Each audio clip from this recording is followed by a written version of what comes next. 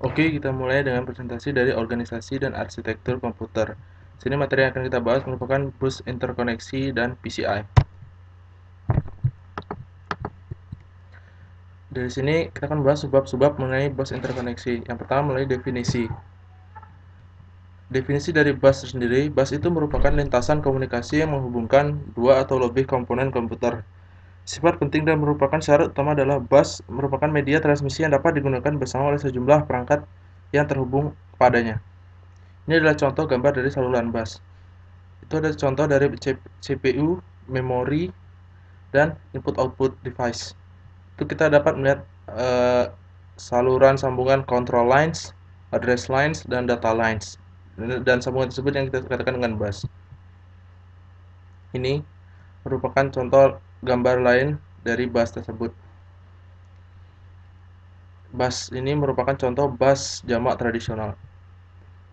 Dan ini contoh dari bus yang sudah sekarang kita kenal atau bisa kita katakan ini adalah bus dengan kinerja tertinggi yang digunakan pada saat ini.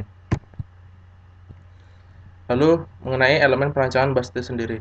Saat ini terdapat banyak implementasi sistem bus, tapi parameter dasar perancangan bus dapat diklasifikasikan berdasarkan jenis, yaitu dedicated dan multiplexed. Metode arbitrasi ada dua, yaitu tersentralisasi dan terdistribusi. Ada timingnya sendiri, yaitu sinkron dan asinkron. Lebar bus meliputi lebar address dan lebar data.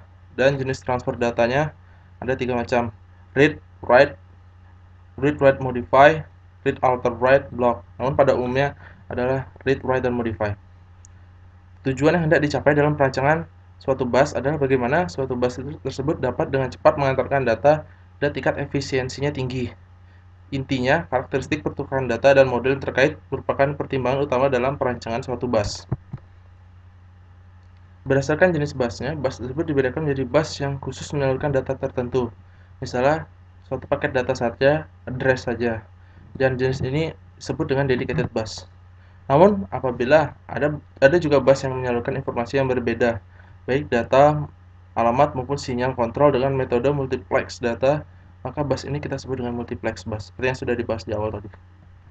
Keuntungan multiplex bus adalah hanya memerlukan saluran sedikit sehingga dapat menghemat tempat. Namun kerugiannya, ada kecepatan transfer data tersebut menurun dan diperlukan suatu mekanisme yang lebih kompleks untuk mengurai data yang telah dimultiplexkan. Saat ini, yang umum, bus itu didedikasikan untuk tiga macam, yaitu bus data, bus alamat, dan bus kontrol. Terdapat dua macam metode arbitrasi dalam bus, yaitu tersentral dan terdistribusi. Pada metode tersentral, diperlukan pengontrol bus sentral atau arbiter yang bertugas mengatur penggunaan bus oleh modul. Arbiter bisa suatu modul atau bagian fungsi CPU.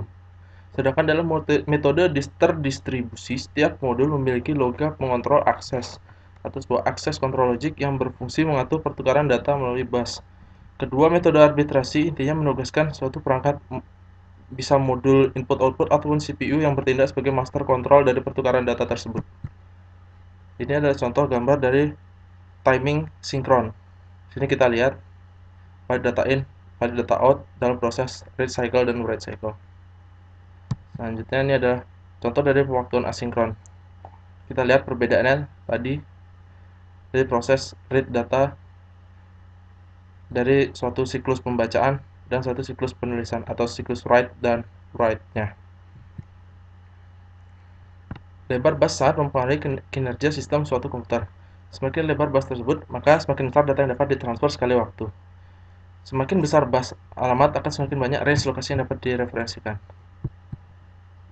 Dalam sistem komputer, operasi transfer data adalah pertukaran data antar modul sebagai tindak lanjut atau pendukung operasi yang sudah dilakukan. Saat terjadi operasi pembacaan atau read, terjadi pengambilan data dari memori ke CPU. Begitu sebaliknya pada operasi tulis write maupun operasi-operasi kombinasi lainnya. Di sini, bus harus mampu menyediakan layanan saluran bagi semua operasi komputer. Jadi, bus ini berperan sangat penting dalam operasi transfer data. Ini adalah satu contoh peripheral dari bus. Banyak perusahaan yang mengembangkan bus interface terutama untuk perangkat peripheral. Di antara jenis bus yang beredar di pasaran saat ini adalah PCI, ISA, USB, SCSI, Futura Bus Plus, Firewire, dan banyak lain jenisnya. Semua memiliki keunggulan dan kelemahan masing-masing. Harga dan teknologi yang berbeda akan mempengaruhi dari jenis-jenis penggunaan bus tersebut. Jadi masing-masing bus itu didesain dengan suatu teknologi yang berbeda dan memiliki kelebihan dan kekurangan masing-masing. Lanjut ke materi selanjutnya, yaitu PCI, Peripheral Component Interconnect. PCI tersebut adalah suatu bus yang didesain untuk menangani beberapa perangkat keras. PCI juga adalah suatu bandwidth tinggi yang populer. Prosesor independent bus dapat berfungsi sebagai bus mezzanine atau bus peripheral.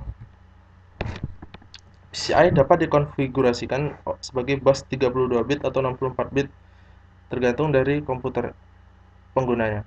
Sinyal yang dibariskan bagi PCI dibagi menjadi kelompok fungsional yang meliputi sistem pins, address, data pins, interface control pins, arbitration pins, error reporting pins. Selain itu, spesifikasi PCI mendefinisikan 50 saluran signal optimal yang terbagi menjadi kelompok-kelompok fungsional meliputi interrupt pins, gate support pins, 64-bit bus extension pins, GTAG atau boundary scan pins. Perintah di dalam PCI. Aktivitas bus terdiri dalam bentuk transaksi antara sebuah mistator atau master dengan sebuah target. Ketika memperoleh kontrol bus, master bus akan menentukan jenis transaksi yang akan terjadi berikutnya. Selama fase alamat dari suatu transaksi, saluran C atau BE dipakai untuk memberikan sinyal teknis transaksi. Perintah tersebut meliputi interrupt acknowledge, special cycle, input-output read atau write, memory read atau write, memory write dan invalidate, configuration read and write, dan dual address.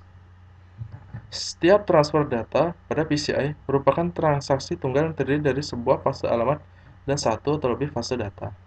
Berikut akan dijelaskan mengenai timing transaksi dari pembacaan. Semua kejadiannya akan disinkronkan dengan transaksi balik waktu yang terjadi di tengah-tengah pada setiap siklus waktu. Perangkat bus mensampel saluran bus pada ujung yang naik pada awal siklus bus.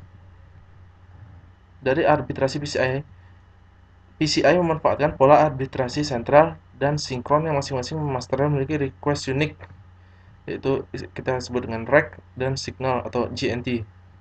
Saluran-saluran signal ini dihubungkan dengan arbiter central request grand handshake sederhana yang digunakan untuk memberikan akses ke bus. Sekian, terima kasih presentasi saya.